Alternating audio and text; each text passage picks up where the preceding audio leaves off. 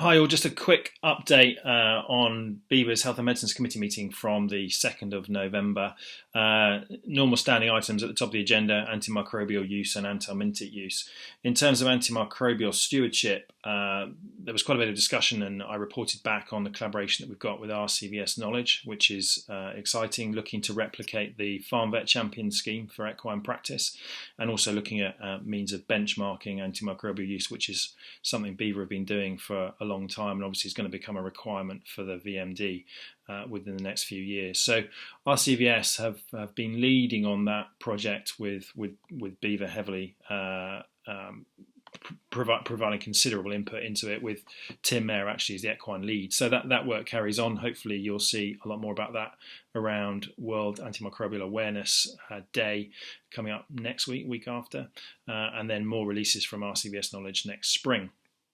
In terms of anthelmintics, the VMD actually have been moving on that, and they have a meeting next week, which we will be in attendance at, a stakeholder meeting to address the issues of anthelmintic resistance. So that's another exciting development. Also, really good to see the BVA's recent position statement on anthelmintics in small animals, which I think aligns very closely with our views in Beaver. So a really important, but perhaps not sufficiently discussed angle around anthelmintic use, the sustainability aspects. We've all been focused very much on resistance, and whilst we've been cognizant of the environmental effects of parasiticides, I think that obviously has moved right up the agenda, which I think is a really positive move. Other items, we discussed the threat of West Nile virus, and we're looking at some resources around that to ensure that practitioners in the UK would identify it if it did reach us, or when it reaches us. We spoke about recent developments with influenza vaccination.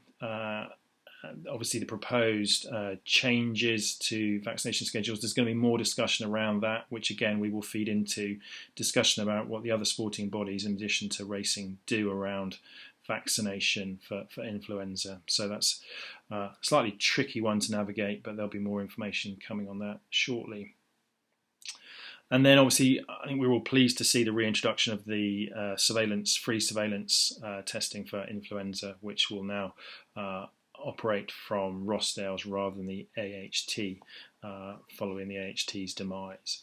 So hopefully that gives you a brief update on what we're up to. Watch this space. There's stuff going on all the time, and we'll make you aware of it as and when it comes through. Thanks very much.